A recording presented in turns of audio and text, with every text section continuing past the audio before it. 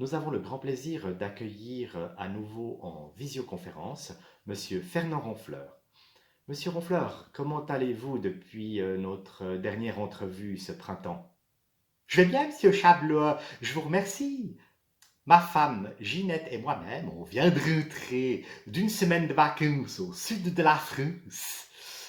On a fait le plein de vitamine D et on s'est refait une santé. Vous êtes parti en vacances au sud de la France alors que nos autorités avaient placé 9 régions, donc toutes les régions du sud, en zone rouge, avec obligation de vous soumettre à la quarantaine à votre retour en Suisse. Et si je ne m'abuse, vous nous aviez dit que vous étiez en fait une personne à risque, n'est-ce pas? Laissez-moi vous expliquer, monsieur Chablot. Je vous écoute, monsieur Ronfleur. C'est-à-dire que j'ai fait un récent check-up chez mon médecin avant de partir et qui m'a confirmé que tout était mené en ordre. Il m'a dit, monsieur Ronfleur, l'air marin vous ferait le plus grand bien. Je vois. Mais quelle idée de partir en vacances à l'étranger en plein Covid, en l'occurrence en France, je n'arrive vraiment pas à comprendre. C'est-à-dire qu'avec Ginette, on a les chocottes en avion. Et le fait de se retrouver dans un pays inconnu où on ne parle pas la langue, ben, ça nous déboussole. D'accord. Et puis avouez que c'est tellement pratique de flanquer tout son fourbi dans l'auto, et puis de rouler quelques centaines de bornes pour retrouver la Grande Bleue. J'avoue comprendre cette tentation. Mais vous savez, monsieur Chablot, on n'est pas si benet que ça. Avec Ginette, on a quand même observé attentivement la situation en France. Et là où on allait justement en Occitane, la zone était orange. Et puis on a pensé que ça allait se passer comme avec les feux de circulation. C'est-à-dire? C'est-à-dire que ça allait passer au vert après un petit laps de temps. Monsieur Ronfleur, vous avez passé in extremis au feu orange en grillant quasiment un feu rouge et vous trouvez ça drôle. Je vais vous faire part de mon point de vue. Ce n'était tout simplement pas prudent de partir. Pas prudent, je veux bien. Mais on était déjà dans le sud quand on a vu à la télé l'annonce de l'autre guignol du Conseil des Sept Singes. Je suppose que vous voulez parler de Alain Berset, notre ministre de la Santé. Ouais, Alain, ministre de la Santé, était quoi, ministre de la propagande gouvernementale anxiogène et de la dictature sanitaire plutôt. Non, mais vous avez vu comme il fiche les chocottes quand il parle, avec son regard sombre sous ses gros sourcils noirs et la mâchoire crispée. Et puis jamais un sourire, jamais un mot d'encouragement. Vous savez, je crois que personne n'aimerait être à sa place, que ce n'est de loin pas facile de contenter tout le monde. Vous voyez, d'être là à devoir gérer cette crise sanitaire et en plus de jouer le rôle de représentant du peuple. Vous voyez? Non pas représentant du peuple, monsieur Chablot, plutôt porte-parole, gentil petit serviteur et marionnette des lobbies pharmaceutiques, qui semble s'être auto-félicité, n'est-ce pas, d'avoir commandé des millions de doses à l'entreprise Poisonna d'un vaccin expérimental à l'efficacité douteuse, et ceci avec l'argent de nos impôts et sans demander l'avis à la population. C'est un véritable scandale. Monsieur Ronfleur, il faut préciser à nos téléspectateurs qu'il ne s'agit pas de l'entreprise Poisonna, mais Moderna. Qu'on la nomme Moderna, Poisonna ou autre, on se fiche. Je trouve que vous pourriez quand même faire preuve d'un peu plus de respect envers nos autorités, monsieur Ronfleur. plus de respect pour des gens qui veulent vous injecter de force cette cochonnerie? Je m'excuse, monsieur Chableux, mais j'ai un système immunitaire performant, je prends soin de ma santé, je vis une vie saine, et à ce que je sache, mon corps n'est pas la propriété de l'État. Il ne faut pas vous leurrer, monsieur Ronfleur. Seul un vaccin mettra fin à la crise et permettra ainsi un retour à la normale. Un retour à la normale? Non, mais on croit rêver. Un aller simple en enfer, vous voulez dire plutôt. Vous exagérez là. D'ailleurs, je regrette, monsieur Chableux, qu'il n'y ait aucun débat, ni sur les vaccins, ni sur la 5G, et que les décisions unilatérales qui sont actuellement prises en matière sanitaire sont en fait complètement farfelues. Ah bon? Vous trouvez? Parce qu'on est censé être de bons petits citoyens suisses dociles qui disent oui, amen à tout, en se prosternant devant nos autorités. Ah, d'ailleurs, je ne sais pas si vous connaissez la nouvelle phrase culte de Berset? Non. Nous souhaitons agir avec autant d'incohérence que possible, mais de contraintes que nécessaire. Monsieur Ronfleur, je ne comprends pas au juste où vous voulez en venir. Nous sommes en pleine crise sanitaire, je trouve donc que vos moqueries sont non seulement déplacées, mais pas drôles du tout. Vous pigez que puis que vous faites exprès de faire la sourde oreille. Vous savez, votre humour sarcastique, ce n'est pas vraiment ma tasse de thé. Bon, si vous le voulez bien, prenons maintenant un exemple concret avec la France. Je vous écoute, monsieur Ronfleur.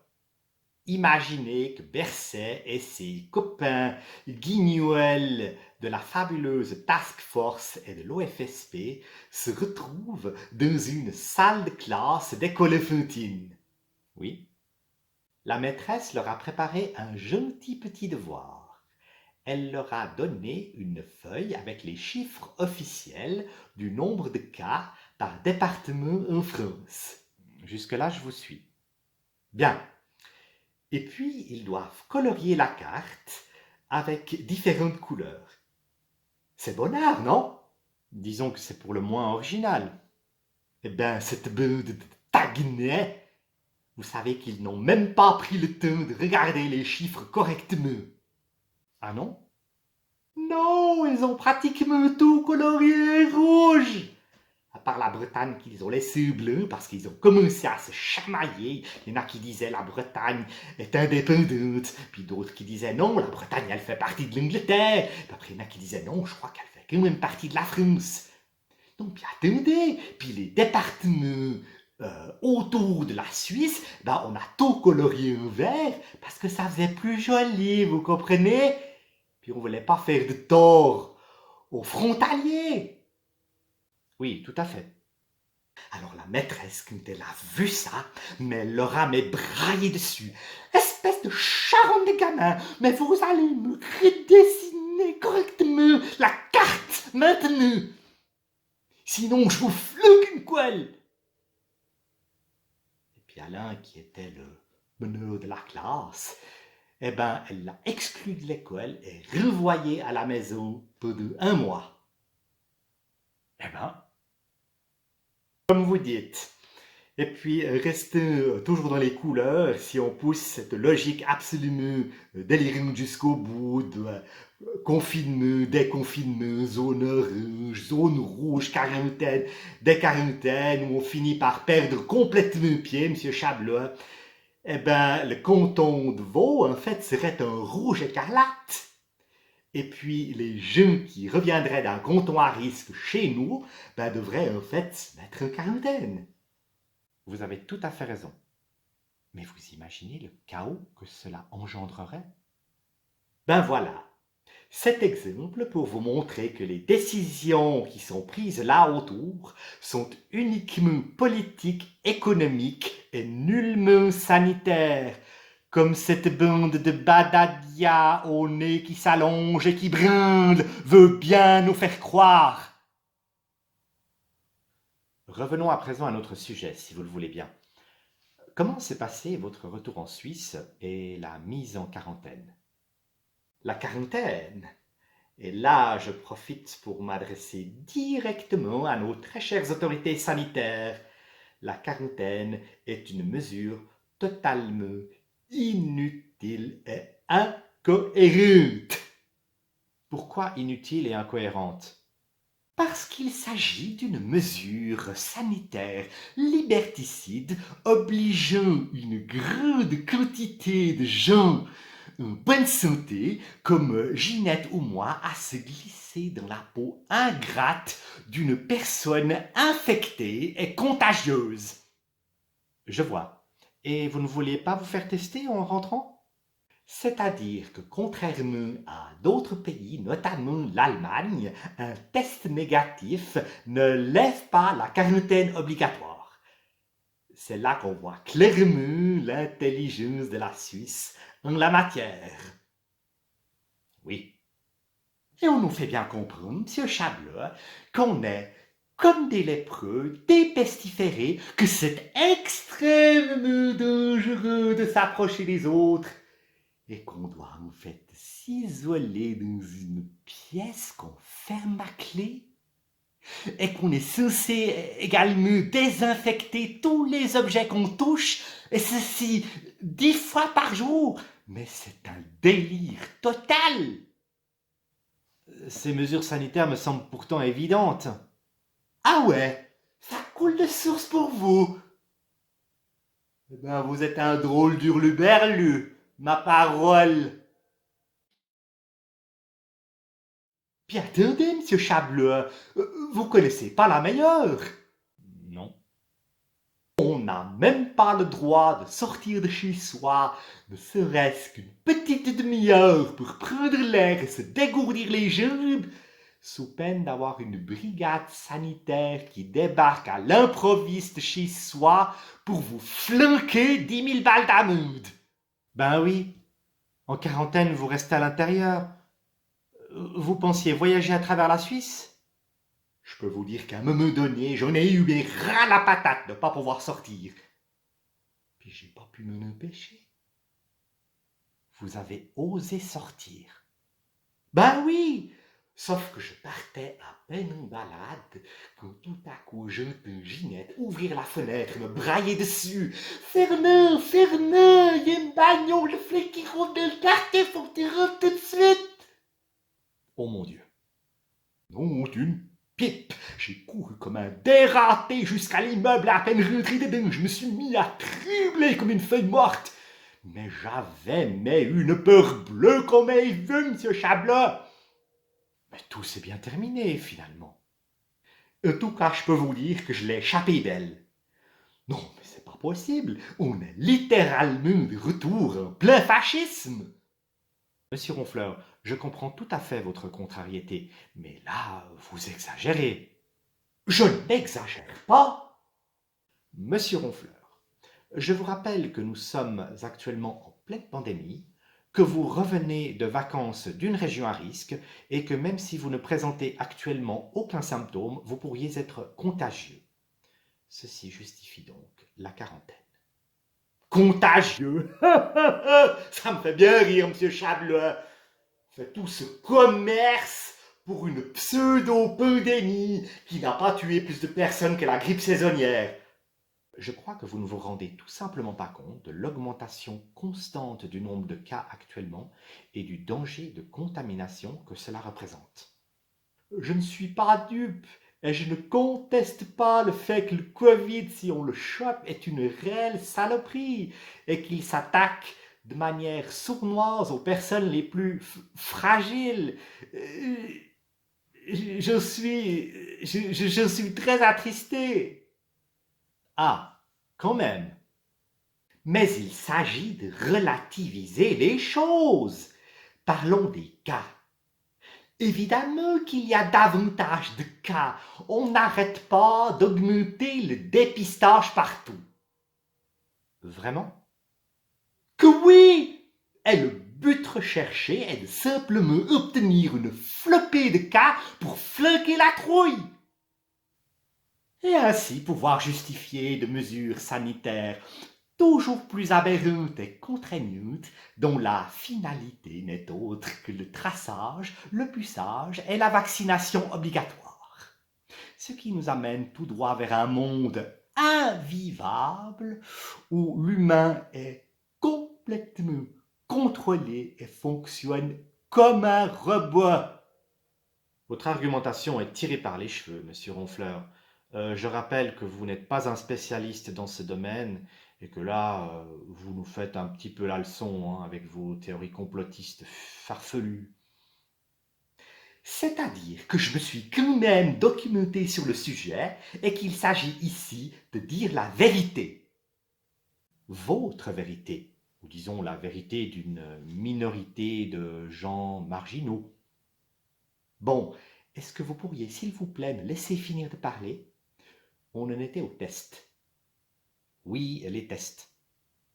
Être positif ne veut absolument pas dire être malade. Qu'on remette une fois pour toutes les pendules à l'heure et l'église au milieu du village, saperlipopette. Ne vous énervez pas. Cela me dépite de voir tant de gens mal informés, et ce parce que les médias remettent tous les soirs en brûle au 19h30 le magnifique programme Covid de lavage de cerveau. Vous pensez vraiment que les gens sont si mal informés et qu'on leur ment sur les chiffres? Je pense qu'il y a une énorme manipulation au niveau des chiffres qu'on leur présente dans le but de créer une psychose délirante et malsaine qui justifie ensuite pleinement de mesures absolument incompréhensibles et liberticides. Soyez quelque peu plus précis. Donnez-nous maintenant un exemple. Revenons-en aux tests et aux chiffres, monsieur Chablot. Selon diverses statistiques, seuls 3% des jeunes testés sont positifs. Ensuite, sur ces positifs, on a entre 50 et 90% de cas qui sont asymptomatiques. Autant? C'est-à-dire que les asymptomatiques sont des personnes qui ont été à un moment donné en contact avec un coronavirus, parce qu'il en existe plusieurs. Et maintenant, il faut bien comprendre que la charge virale est très faible. Donc, que ces personnes-là, elles ne sont il y a quasiment aucune chance qu'elles soient contagieuses. Théorie fumeuse. Oui, donc je vous laisse ensuite faire le calcul du nombre de gens qui sont réellement malades et de regarder attentivement la courbe des hospitalisations et des décès en ce moment en Suisse parce qu'elle est quasi plate. Oui, en tout cas, vous n'avez pas le même discours que l'OMS et l'OFSP qui parlent d'un virus qui continue à circuler actuellement de manière plus active et de la probable arrivée prochaine d'une deuxième vague qui pourrait être bien plus mortelle. Mais qu'est-ce qu'on se branle de ces organismes sanitaires corrompus et incompétents? Mais comment osez-vous dire ça? Parce qu'ils n'ont pas arrêté de dire des âneries et de se contredire durant la crise. Donc à mes yeux, ils n'ont plus aucune crédibilité. Bien, bien. Nous sommes en train de dépasser le temps qui nous a été octroyé pour cette émission, le but n'étant évidemment pas de débattre encore pendant des heures sur ce sujet. En tout cas, merci beaucoup, monsieur Fernand Ronfleur, d'avoir accepté notre invitation. Je pense que les téléspectateurs ont bien compris que vous aviez besoin d'exprimer votre mécontentement et votre colère. Oh que oui! Du coup, je suis désolé car nous n'avons pas pris le temps pour parler de vos vacances. J'espère en tout cas que cette histoire de quarantaine ne les a pas gâchées. Elles se sont bien passées? Ah oui, c'était vraiment formidable. Il a fait beau, on a profité de la plage, on a fait des bonnes bouffes, on a rencontré des gens bonnards avec qui on a pris l'apéro. Alors il ne me reste plus qu'à vous souhaiter tout le meilleur dans cette période pas facile, je dirais même contraignante et déstabilisante, qui laisse évidemment la place à toutes sortes de théories complotistes. En tout cas, c'était très intéressant de vous avoir avec nous, monsieur Ronfleur. À bientôt. Au revoir, monsieur Chablot, et encore un grand merci pour votre invitation.